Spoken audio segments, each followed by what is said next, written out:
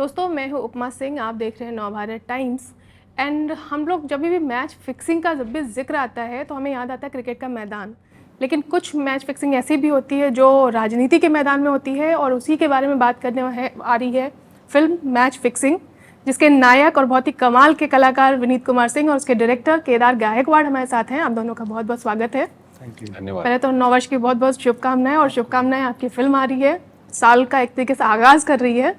तो केदार जी, सबसे पहले मैं आपसे जानना चाहूँगी कि यूजुअली ये पॉलिटिकल थ्रिलर है, राइट? और पॉलिटिकल थ्रिलर बनाना थोड़ा एक चुनौती का काम होता है, आसान नहीं होता। आपने भी एक काफ़ी जद्दोजहद के बाद ये थिएटर्स तक पहुँची है, नवंबर में रिलीज़ होने वाली थी, कोर्ट केस तक हुआ।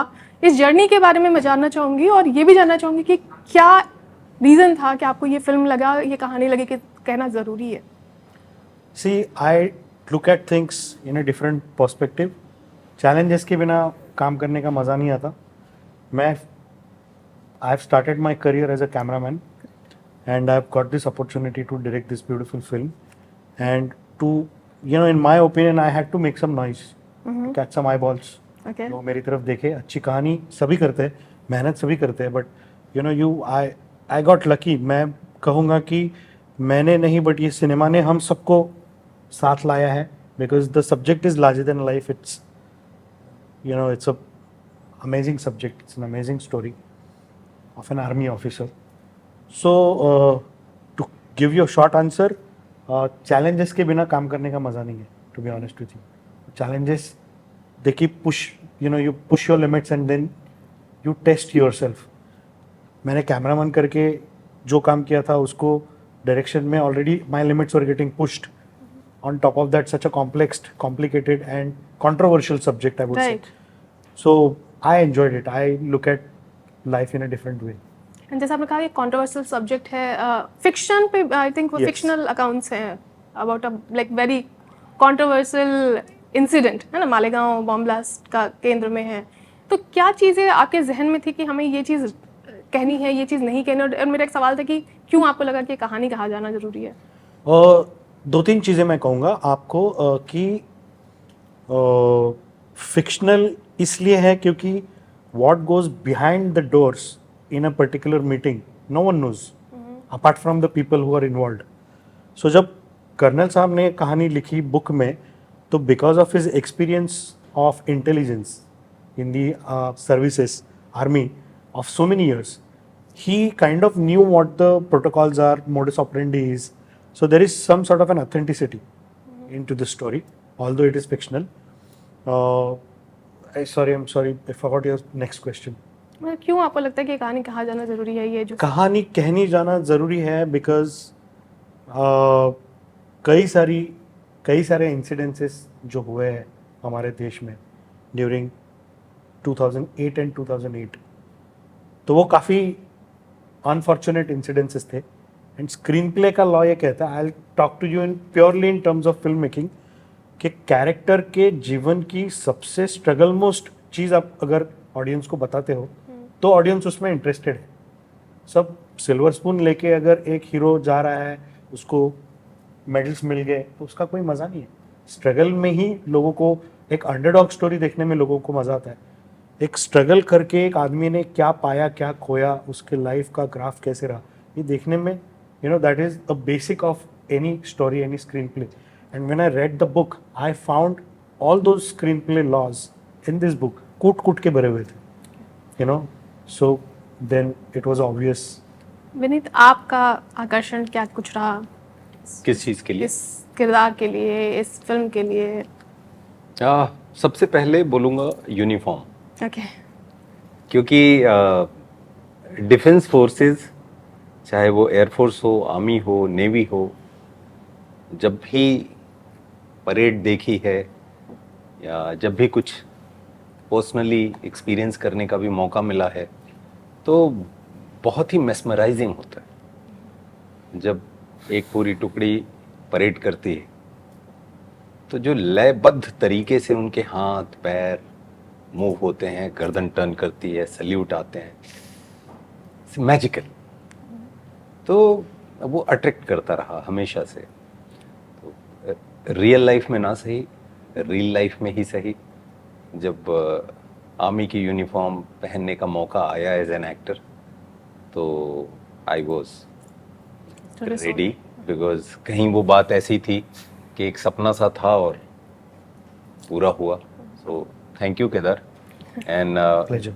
इसके पहले गुंजन सक्सेना में जब एयरफोर्स ऑफिसर का किरदार मिला था दिलीप सिंह का, तो वहाँ भी यही चीज़ थी. नेवी का रह गया है, कोई अच्छी कहानी मिले तो बिल्कुल करना चाहूँगा. और ये कलाकार इस मामले में भाग्यशाली है कि एक ही जीवन में कई जीवन को जीने का मौका मिलता है.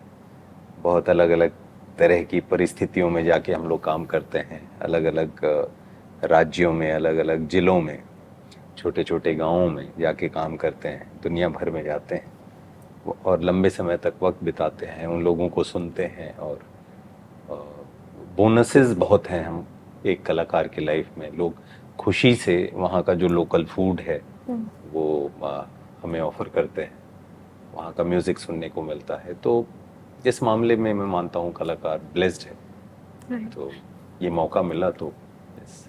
अच्छा, फिल्म में जैसे जो ट्रेलर हमने देखा उसमें जो पॉलिटिक्स की बात है, हेट की बात है ना, धर्म का जो एक धर्मांधता जो है उसको लेकर के बात है. आपको निजी तौर पर हमारा समाज या देश की कौन सी चीज़ें हैं जो परेशान करती हैं, बॉदर करती हैं? मैं पहले फिल्म की बात करूँगा. फिल्म में जो मेरा किरदार है वो एक ट्रैक है और वो आर्मी इंटेलिजेंस ऑफिसर है. अविनाश पटवर्धन किरदार का नाम है.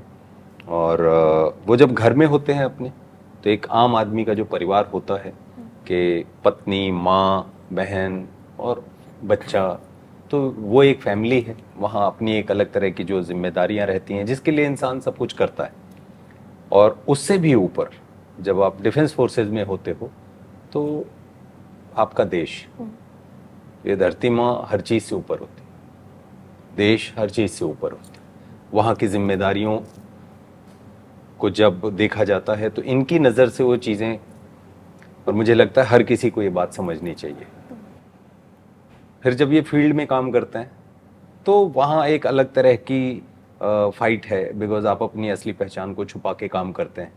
तो मेरा जो ट्रैक है वो ट्रैक कुछ एक अलग अलग डायरेक्शन में चलता है फिल्म में, लेकिन उसके परे दे आर मल्टीपल ट्रैक्स. ये जो चेहरे दिख रहे हैं आपको, चाहे उसमें राज अर्जुन हो, मनोज जोशी भाई हों, ललित भाई हों, बहुत सारे लोग हैं, उनकी जो दुनिया है उसमें जो चीज़ हो रही है उसका इम्पैक्ट इस किरदार पे आता है.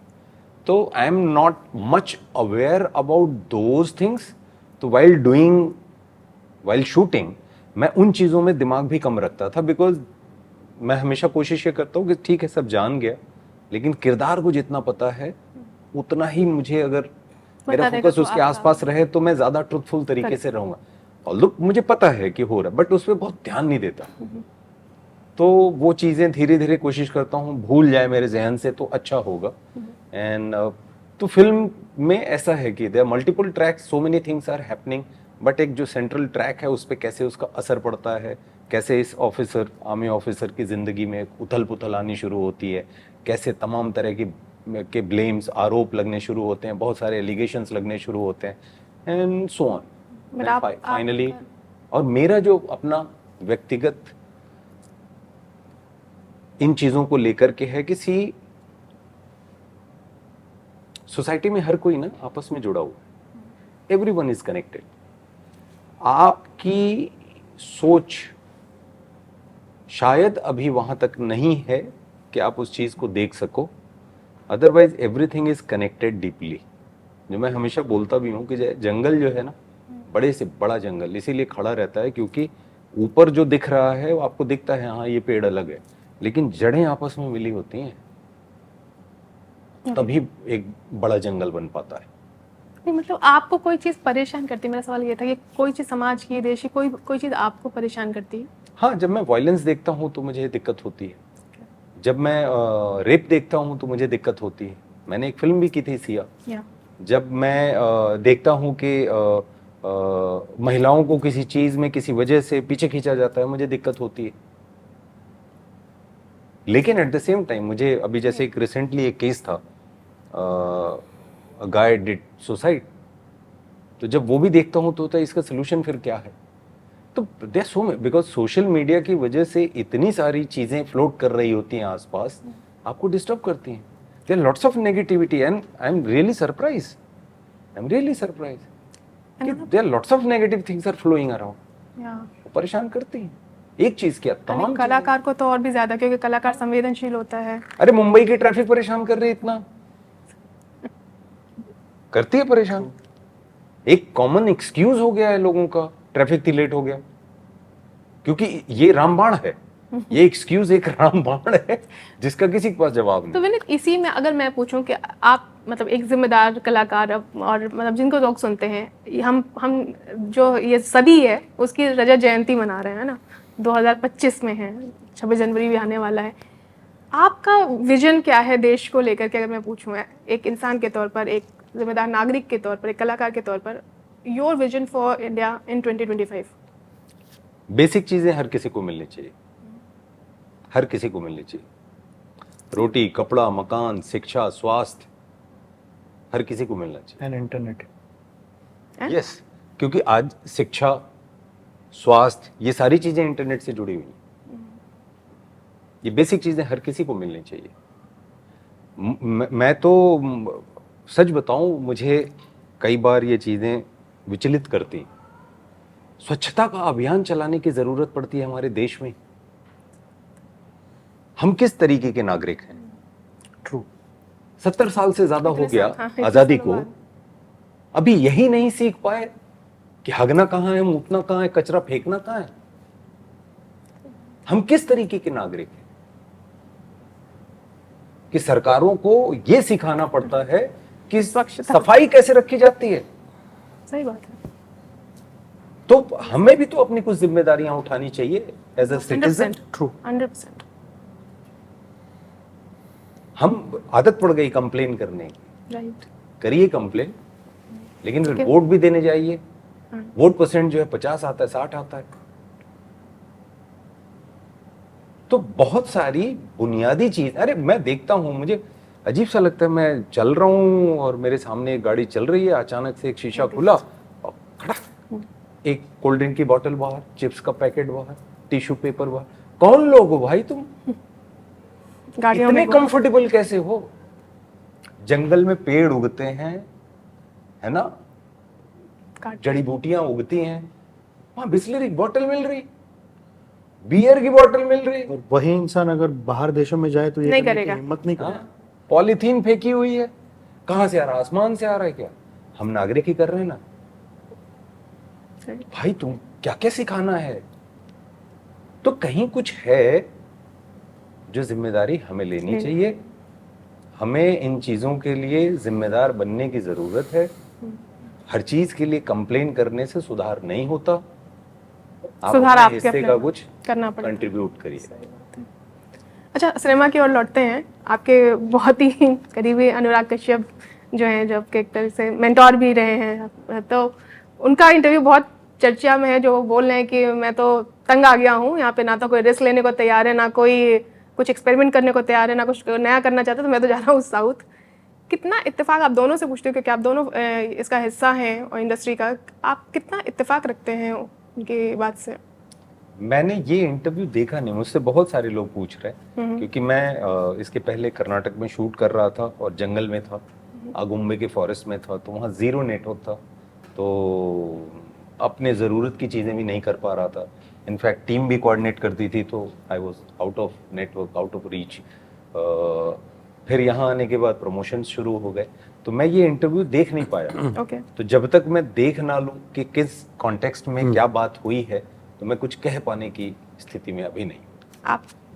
नहीं, मैंने तो रिस्क ली है इतनी बड़ी।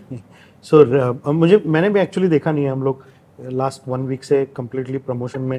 ठीक है, अगर वो नहीं लिया तो उसका रेफरेंस अगर हम छोड़ दें, तो क्या आपको लग रहा है, बिकॉज और भी बहुत सारे लोगों का कहना है कि अब इंडस्ट्री में प्रोजेक्ट ज़्यादा बन रहे हैं, कहानियों पर से, दिल से जो कहानियाँ आती थी वो कम हो रहा है, and this is the reason कि हमारी फिल्में चल नहीं रही हैं थिएटर्स में? आप अभी बात कर रहे थे कि बॉक्स ऑफिस मैटर करता है, मतलब वो रिलीज़ और ये सब चीज़ें मैटर करती हैं। क्या आपको लगता है कि जो हमारी इंडस्ट्री है, हिंदी फिल्म इंडस्ट्री खास तौर पर, वो प्रोजेक्ट में उलझ गई है?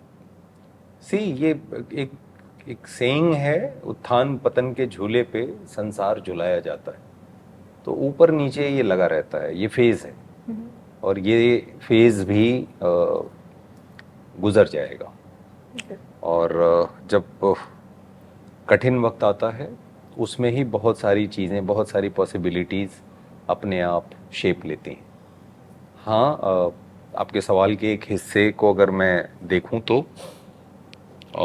उपमा, छोटी फिल्मों के लिए जगह कम होती जा रही है। बिकॉज ही अभी थिएटर्स में मोस्टली कैसा हो गया है कि इवेंट फिल्म, बड़ी फिल्म, मल्टी स्टारर फिल्म, वैसा वाला कुछ एक माहौल, उसमें क्या है कि एक छोटी फिल्म, उसको जगह, मतलब बनने के पहले ही उसकी जगह कम हो गई। सही बात है, स्क्रीन ये मुझे लगता है कि ऐसा नहीं होना चाहिए, क्योंकि जब एक बड़ी फिल्में होती हैं तो उसमें अक्सर ऑलरेडी इस्टेब्लिश चेहरों को लिया जाता है। अक्सर छोटी फिल्मों में गुंजाइश होती है क्योंकि बजट कम होता है, तो उसमें एक्सपेरिमेंट्स भी होते हैं। बट वहीं से टेक्नीशियन, वहीं से कलाकार, वहीं से नए टैलेंट आगे जा करके अपने लिए एक बड़ा मुकाम बनाते हैं। तो ये छोटा बनना बहुत ज़रूरी है। इन बॉक्स ऑफिस कितना मैटर करता है? बहुत ज़्यादा। मैं इस बात को रिपीट करूंगा, बहुत ज़्यादा, टैलेंट से भी ज़्यादा। लोग मुझे बोलते हैं, अक्सर हुआ है कि यार बहुत अच्छा टैलेंट है, सारी बात है, बट क्राउड पुलर नहीं। बॉक्स ऑफिस चाहिए। तो ये कहीं ना कहीं ये जो चीज़ है, ये एक महंगा आर्ट है, तो पैसे बहुत लगते हैं, तो रिटर्न जिसका पैसा लगा है वापस आना ज़रूरी है। लेकिन उसमें ये नहीं होना चाहिए कि हम जो खूबसूरत चीज़ें बननी चाहिए वो सिर्फ इस वजह से मार खा जाएं, बिकॉज बॉक्स ऑफिस ये जो चीज़ है, बिकॉज आज जिसे देखिए वो बॉक्स ऑफिस की बात करने लग गया। करेक्ट। आज से 25 साल बाद बॉक्स ऑफिस नहीं याद रहेगा, अच्छी फिल्में याद रहेंगी। आज से 25 साल पहले की फिल्मों के 10 फिल्मों का नाम गिनाता हूँ, कोई बॉक्स ऑफिस बता के दिखाए, आपको जाना पड़ेगा, रिकॉर्ड ढूंढने पड़ेंगे क्या था। बहुत सारे एग्जाम्पल, लेकिन अच्छी फिल्में जिंदा रहती हैं। शोले, अंदाज अपना अपना, वो चली नहीं थी थिएटर में, मेरा नाम जोकर चली नहीं थी थिएटर में। तो अच्छी फिल्मों के मतलब काम की भी चर्चा की जानी चाहिए। ऐसा ना हो कि कॉमर्स इतना डोमिनेट कर जाए कि बाकी चीज़ें कहीं गुम हो जाए, क्योंकि फिर वो एक अंधी गली में चले जाएंगे हम कभी। अच्छा, ये साल आपके लिए बहुत बहुत सारी आप लेकर के आ रहे हैं तोहफे, मतलब अपार्ट फ्रॉम दिस बहुत सारी फिल्में हैं, अगर आप उसके बारे में बताएं अपने फैंस को, दर्शकों। अभी तो पूरी तरीके से फोकस है मैच फिक्सिंग में। ये मैच जो है मेरे फेवर में फिक्स हो जाए, वो आप लोग फिक्स कर सकते हैं, है ना, ताकि और भी एक्सपेरिमेंट किया जा सके। केदार की as a director, this is first film. Kedar DOP में है, केदार ने बहुत अच्छे अच्छे काम किए हैं।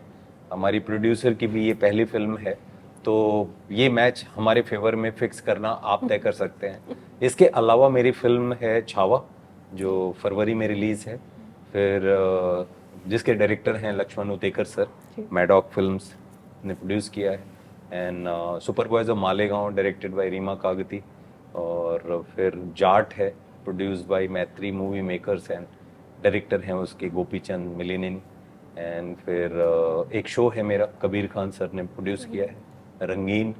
फिर एक फिल्म है अनुराग कश्यप सर के साथ अभी ख़त्म की, निशानची, एंड एक और फिल्म है मेरे एक मित्र ने बनाई, इसे एंथोलॉजी। या हाँ, तो मतलब विनीत कुमार सिंह फिल्म फेस्टिवल लगने वाला है। हाँ, मतलब वो कोविड में विनीत कुमार सिंह फिल्म फेस्टिवल तो नहीं बोलूँगा, बट कोविड में मैं बहुत सारे जर्नलिस्ट से नहीं मिल पाया, क्योंकि कुछ जूम कॉल, ये कॉल, वो कॉल शुरू हो गई, और मैं गैजेट के मामले में थोड़ा कच्चा हूँ, तो इसके बहाने मुलाकात तो होगी। केदार जी, आपने बोला कि जैसे जो क्लोज डोर में बातें होती हैं वो पता नहीं होती हैं, है ना, किसी को पता नहीं होती हैं, तो ये चीज़ कहीं ना कहीं आपको फ्रीडम भी देती है कि आप अपना पर्सपेक्टिव डाल सको, जो आप चाहते हो वो डाल सको। एंड जैसे जो ये है, जब जो टेरर है और सेफरन की बात करें, तो कभी कभी इस तरह का जो कंटेंट होता है उस पर एक एजेंडा की भी बात आती है। आप इस पर क्या कहना चाहेंगे, इन दोनों बातों? मैं आपको गारंटी देके कह सकता हूँ कि आप फिल्म देखने के बाद मैच फिक्सिंग को एजेंडा या नैरेटिव वाली फिल्म नहीं बोलेंगे, बिकॉज मेरा और मेरे राइटर का सबसे पहला डिस्कशन यही था। मेरा पर्सनल बिलीफ ये था कि फिल्म देखने के बाद people should talk about it's screen play, it's story, and not about propaganda. I don't believe in propaganda because I'm not a politician, I'm a filmmaker. And I believe in telling a good story in a good way. So इसका screen play जो है वो अनुज ने लिखा है, अनुज मेहता मेरे मित्र writer, और उन्होंने बहुत अच्छी तरीके से नॉन लीनियर पैटर्न में ये स्क्रीन प्ले लिखा है, जो मेरी प्राइमरी उनसे रिक्वेस्ट थी कि the film should be talked about for its the story and the story telling and the making. हमारे पास बजट्स नहीं थे, जो भी था डिफिकल्टीज थी, but that we took it positively, we took it as a challenge. Never ever any of my actors complained about anything. I'll tell you, we were shooting in Kashmir in minus 13 degrees. I was wearing 5 layers of clothes. This man, he had to look a local Kashmiri. So whatever warmers and normal Pathani and a Ferran, only 3 layers, that too not very Yeah. thick, For- and it is very discomforting when I'm watching the film right now, and when I'm watching my BTS videos, I am seeing the difference. Even while wearing 5 layers of clothes, I was shivering. I don't know how this guy has managed. Or for that matter, my fight master Abbas Ali Mughal, he's a legendary fight master, nearing 60s, and in that minus 13 degrees he was pushing the whole unit.